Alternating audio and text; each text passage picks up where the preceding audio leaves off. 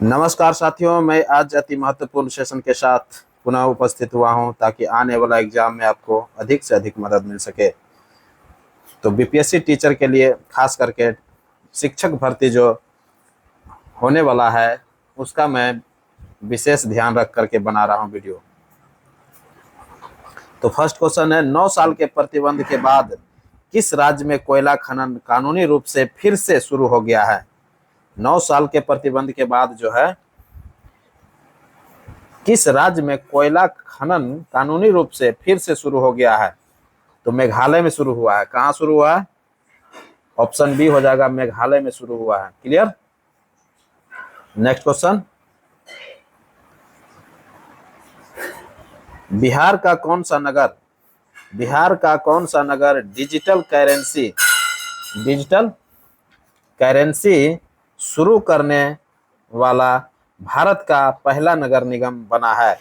बिहार का कौन सा नगर डिजिटल करेंसी शुरू करने वाला भारत का पहला नगर निगम बना है? तो पहला नगर निगम कौन बन गया है? तो पटना नगर निगम बना है। बहुत इंपॉर्टेंट क्वेश्चन है, ये आने वाला एग्जाम में आपको जरूर देखने के लिए मिलेगा। जो भी वनडे एग्जाम बिहार से रिलेटेड आएगा उसमें यह क्वेश्चन देखने के लिए जरूर मिलेगा। बिहार का कौन सा नगर डिजिटल करेंसी शुरू करने वाला भारत का पहला नगर निगम बना है? तो पटना नगर निगम बन गया है जिसने डिजिटल करेंसी नोट जारी किया है। क्लियर। नेक्स्ट क्वेश्चन, भारत का पहला सरकारी मदर मिल्क बैंक कहां स्थापित करेगा? भारत का पहला सरकारी मदर मिल्क बैंक कहां स्थापित करेगा? तो कहां पर करेगा? यूके में करेगा, अर्थात उत्तराखंड में करेगा। कहां पर करेगा? यूके अर्थात उत्तराखंड में करेगा। ऑप्शन क्या हो जाएगा? ऑप्शन सी हो जाएगा, उत्तराखंड। क्लियर। नेक्स्ट क्वेश्चन, हाल ही में किस आईआईटी ने दूध में मिलावट का पता लगाने के लिए उपकरण विकसित किया है? हाल ही में किस आईआईटी ने दूध में मिलावट का पता लगाने के लिए उपकरण विकसित किया है? तो कौन सा आईआईटी उपकरण विकसित किया है? तो आईआईटी मद्रास जो है दूध में मिलावट का पता लगाने के लिए एक उपकरण विकसित किया है। कौन किया है? आईआईटी मद्रास किया है। Option C. Next question, Bharat में सबसे ऊंची अंबेडकर जी की प्रतिमा किसका? अंबेडकर जी की प्रतिमा। भारत में सबसे ऊंची अंबेडकर जी की प्रतिमा का अनावरण किस राज्य में किया गया है? ये अंबेडकर लिख लीजिएगा, आप लोग थोड़ा सुधार लीजिएगा, ठीक है।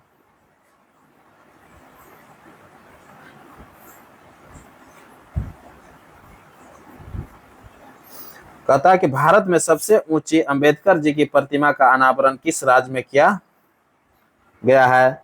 तो वो जो है तेलंगाना राज्य है। कौन है? तेलंगाना राज्य है। ऑप्शन सी हो जाएगा।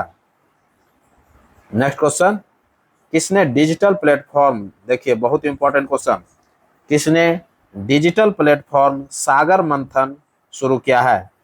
किसने डिजिटल प्लेटफॉर्म सागर मंथन शुरू किया है? तो सर्बानंद सोनोवाल ने किया था। किसने किया है? सर्बानंद सोनोवाल। ऑप्शन बी हो जाएगा।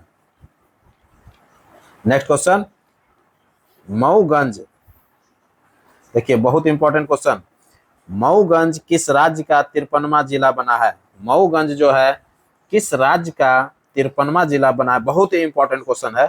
कहता है मऊगंज जो है किस राज्य का 53वां जिला बना है? तो मध्य प्रदेश का बना है, अर्थात एमपी का बना है। ऑप्शन बी हो जाएगा, एमपी। क्लियर। नेक्स्ट क्वेश्चन, मंदिर अनुष्ठान, देखिए बहुत इंपॉर्टेंट क्वेश्चन आ गया। मंदिर अनुष्ठान कर्तव्यों के लिए रोबोट हाथी शामिल करने वाला भारत का पहला राज्य कौन बना है? मंदिर अनुष्ठान कर्तव्यों के लिए रोबोट हाथी शामिल करने वाला भारत का पहला राज्य कौन बना है? तो पहला राज्य केरल बन गया है दोस्तों। कौन बना है? पहला राज्य केरल बना है। ऑप्शन ए हो जाएगा, जिसने रोबोट हाथी शामिल किया है। क्लियर, मंदिर अनुष्ठान के कर्तव्य के लिए। तो समझ में आ गया होगा। नेक्स्ट क्वेश्चन, भारतीय रेलवे ने मार्च 2023 में किस राज्य में 100% रेल विद्युतीकरण पूरा कर लिया है? 100% जो विद्युतीकरण पूरा कर लिया है, कौन किया है? तो ये हरियाणा किया है।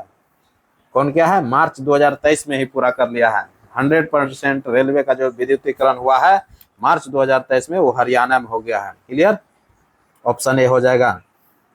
नेक्स्ट क्वेश्चन, किस देश की व्यक्ति HIV से ठीक होने वाला दुनिया का तीसरा व्यक्ति बना है? HIV से जो पीड़ित थे वह ठीक होने वाला दुनिया का तीसरा जो व्यक्ति बना है, वह कौन सा व्यक्ति बना है? कहाँ का व्यक्ति बना है? तो जर्मनी का व्यक्ति बना है। कहाँ का व्यक्ति बना है? जर्मनी का व्यक्ति बना है। ऑप्शन ए हो जाएगा। क्लियर। नेक्स्ट क्वेश्चन, भारत के किस शहर की चाय को यूरोपीय संघ का GI टैग प्रदान किया गया है? क्वेश्चन क्या है? भारत के किस शहर की चाय को यूरोपीय संघ का GI टैग, ये GI टैग है दोस्तों, ध्यान रखिएगा, ये जो है GI टैग है। क्या है? GI tag. क्लियर। कह रहा है कि भारत के किस शहर की चाय को यूरोपीय संघ का GI टैग प्रदान किया गया है? किस शहर का है? तो वो जो शहर है कांगड़ा चाय है। कौन सा है? कांगड़ा चाय HP का है। कांगड़ा चाय HP, ऑप्शन डी हो जाएगा। क्लियर।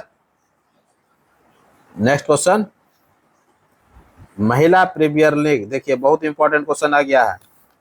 कह रहा है कि महिला प्रीमियर लीग जो है, महिला प्रीमियर लीग 2023 का खिताब किस टीम ने जीत लिया है? 2023 का खिताब जो जीता है वो मुंबई इंडियंस ने जीत लिया है। महिला जो WPL जो है, महिला प्रीमियर लीग, इसको WPL भी बोलते हैं। महिला प्रीमियर लीग 2023 का खिताब किस टीम ने जीता है? तो मुंबई इंडियंस ने जीत लिया है। तो क्लियर हो गया होगा। नेक्स्ट क्वेश्चन, डीजल परिवहन के लिए 131.5 किलोमीटर लंबी मैत्री पाइपलाइन, क्या है? मैत्री पाइपलाइन भारत और किस देश के बीच शुरू किया गया है? भारत और किस देश के बीच शुरू किया गया है मैत्री पाइपलाइन? तो बांग्लादेश के साथ शुरू किया है। ऑप्शन सी हो जाएगा। डीजल परिवहन के लिए, किसके लिए? डीजल परिवहन के लिए 131.5 किलोमीटर लंबी मैत्री पाइपलाइन जो है भारत और किस देश के बीच शुरू किया गया है? बांग्लादेश के बीच शुरू किया गया है। ऑप्शन सी हो जाएगा। नेक्स्ट क्वेश्चन, स्वास्थ्य का अधिकार, बहुत इंपॉर्टेंट क्वेश्चन आ गया। स्वास्थ्य का अधिकार विधेयक लाने वाला भारत का पहला राज्य कौन सा बना है? स्वास्थ्य का जो विधेयक लाया है, किसका विधेयक? स्वास्थ्य का विधेयक लाने वाला भारत का पहला राज्य जो बन गया है वह कौन बना है? राजस्थान बना है। कौन बना है? राजस्थान बना है। ऑप्शन ए हो जाएगा। स्वास्थ्य का अधिकार विधेयक लाने वाला भारत का पहला राज्य जो बना है, राजस्थान बना है। वेरी वेरी इंपॉर्टेंट क्वेश्चन है दोस्तों, very very important VVI question है ये, आपको एक वनडे एग्जाम में देखने के लिए मिलेगा। नेक्स्ट क्वेश्चन, यूक्रेन को लड़ाकू विमान उपलब्ध कराने वाला पहला नाटो देश कौन बना है? यूक्रेन को लड़ाकू विमान उपलब्ध कराने वाला पहला नाटो देश कौन बना है? तो पोलैंड बन गया है। कौन बना है? पोलैंड जो है यूक्रेन को लड़ाकू विमान उपलब्ध कराने वाला ये नाटो का पहला देश बना है। ऑप्शन बी हो जाएगा, Poland. Clear. Next question, doctor B R Ambedkar की 70 फीट ऊंची प्रतिभा, डॉक्टर बी आर अम्बेडकर की 70 फीट ऊंची प्रतिमा स्टैच्यू ऑफ नॉलेज का अनावरण कहाँ किया गया? स्टैच्यू ऑफ नॉलेज का अनावरण जो है लातूर महाराष्ट्र में किया गया है। कहाँ किया गया? लातूर महाराष्ट्र में किया गया। ऑप्शन बी हो जाएगा लातूर महाराष्ट्र। क्लियर हो गया होगा। नेक्स्ट क्वेश्चन, गुप्त काल में चांदी के सिक्के, गुप्त काल में चांदी के सिक्के को क्या कहा जाता था? गुप्त काल में चांदी के सिक्के को रुपयक कहा जाता था। क्या कहा जाता था? रुपयक कहा जाता था। ऑप्शन ए हो जाएगा। क्लियर। चोल काल में सड़कों का देखभाल कौन करता था? चोल काल में सड़कों का देखभाल कौन करता था? चोल काल में जो सड़क का देखभाल करता था वो कौन करता था? बगान समिति करता था। कौन करता था? बगान समिति करता था। ऑप्शन ए हो जाएगा। क्लियर। नेक्स्ट क्वेश्चन, पेरिस किस नदी के किनारे है? बहुत ही इंपॉर्टेंट क्वेश्चन। पेरिस किस नदी के किनारे है? तो सीन नदी के किनारे है। किस नदी के किनारे है? सीन नदी के किनारे है। ऑप्शन नहीं दिख रहा है दोस्तों, इसलिए नन ऑफ दीज हो जाएगा। क्या हो जाएगा? नन ऑफ दीज हो जाएगा। ऑप्शन क्या हो जाएगा? सीन नदी। पेरिस किस नदी के किनारे है? सीन नदी के किनारे है। क्लियर। नेक्स्ट क्वेश्चन, चावल का प्रथम साक्ष्य कहां से मिला था? चावल का प्रथम साक्ष्य कहां से मिला था? तो चावल का जो प्रथम साक्ष्य मिला था वो लोथल से मिला था। कहां से मिला था? लोथल से मिला था। ऑप्शन ए हो जाएगा। नेक्स्ट क्वेश्चन, गंगा नदी की कुल लंबाई क्या है? गंगा नदी की कुल लंबाई क्या है? तो 2510 किलोमीटर होता है। कहीं कहीं 2525 भी मिलेगा, 2510 भी मिलेगा दोस्तों, इसलिए ध्यान रखिएगा। ये दोनों ऑप्शन कभी कभी देखने के लिए मिलता है। तो क्लियर हो गया होगा। गंगा नदी की कुल लंबाई कितना है? 2510 या तो 2525 रहेगा। क्लियर हो गया होगा। किलोमीटर में रहेगा। तो आंसर क्या हो जाएगा? इसमें से उपरोक्त में से एक से अधिक हो जाएगा। ऑप्शन डी हो गया। Clear. Next question, Burma Bharat से कब अलग हुआ? बर्मा भारत से कब अलग हुआ? तो बर्मा जो भारत से अलग हुआ था 1937 ईस्वी में हुआ था। कब हुआ था? 1937 ईस्वी में हुआ था। ऑप्शन हो जाएगा बी। बर्मा भारत से कब अलग हुआ था? 1937 ईस्वी में हुआ था। जबकि उड़ीसा जो है बिहार से कब अलग हुआ था? 1936 ईस्वी में ही अलग हो गया था। क्लियर। उड़ीसा 1936 ईस्वी में अलग हो गया था और बर्मा कब अलग हो गया भारत से? 1937 ईस्वी में अलग हो गया। क्लियर। नेक्स्ट क्वेश्चन, आम का कौन सा भाग खाया जाता है? आम का कौन सा भाग खाया जाता है? तो मध्य फल भित्ति खाया जाता है। कौन सा फल खाया जाता है? मध्य फल भित्ति खाया जाता है। ऑप्शन ए हो जाएगा। आम का कौन सा भाग खाया जाता है? मध्य फल भित्ति। जबकि सेब का जो खाया जाता है पुष्पासन खाया जाता है। सेब का कौन सा भाग खाया जाता है? पुष्पासन। नेक्स्ट क्वेश्चन, महाभारत का पुराना नाम क्या था? महाभारत का पुराना नाम क्या था? तो जय संहिता है। क्या नाम था? जय संहिता। महाभारत का पुराना नाम क्या है? जय संहिता है। तो क्लियर हो गया होगा। नेक्स्ट क्वेश्चन, किस युद्ध में, बहुत इंपॉर्टेंट क्वेश्चन, किस युद्ध में बाबर ने जिहाद का नारा दिया था? किस युद्ध में बाबर ने जिहाद का नारा दिया था? तो जिहाद का नारा जो दिया था बाबर वो खानवा के युद्ध में दिया था। किस युद्ध में दिया था? खानवा के युद्ध में दिया था। ऑप्शन सी हो जाएगा। और बाबर ने पानीपत का प्रथम युद्ध जो लड़ा था 1526 ईस्वी में, उसमें तुगलमा नीति पद्धति का उपयोग किया था और यही कारण है कि वह जो है युद्ध को भी जीता था। जब खानवा का युद्ध हुआ उसमें जिहाद का नारा दिया गया था।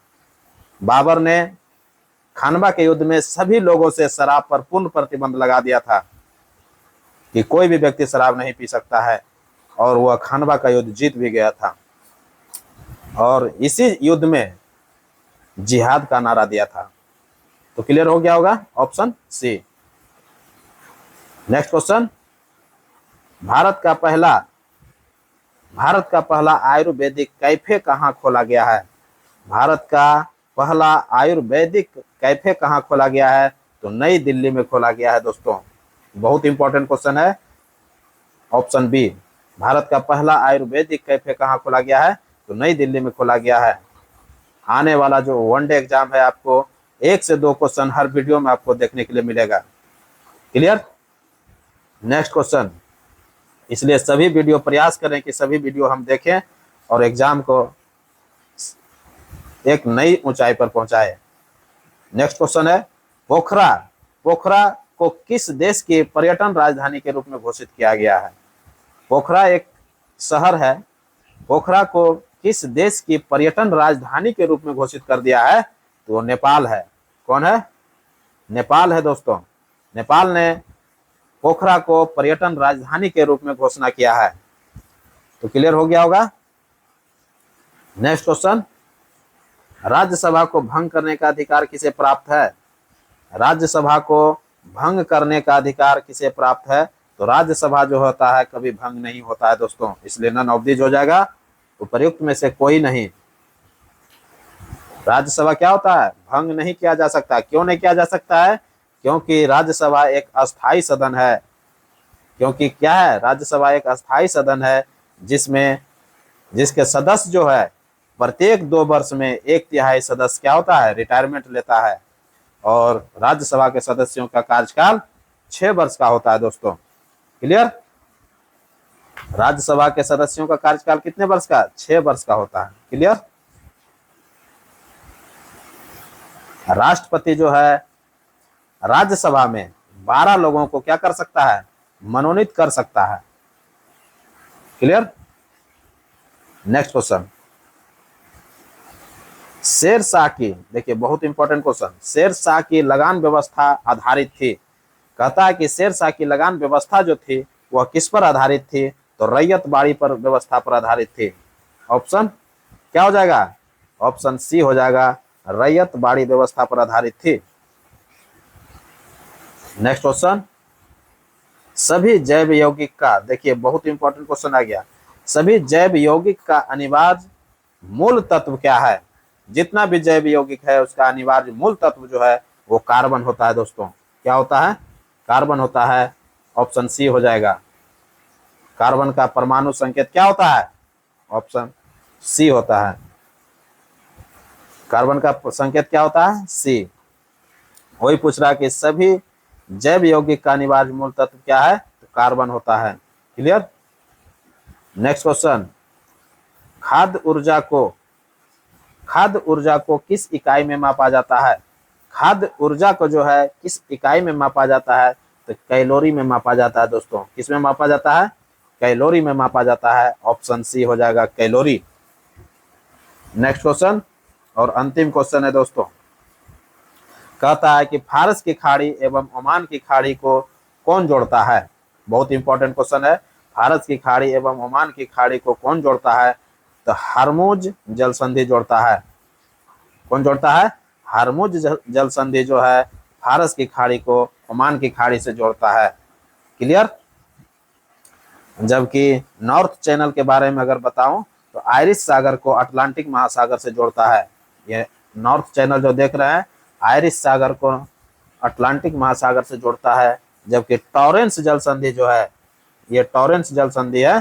टॉरेंस जल संधि क्या है? अराफुरा सागर को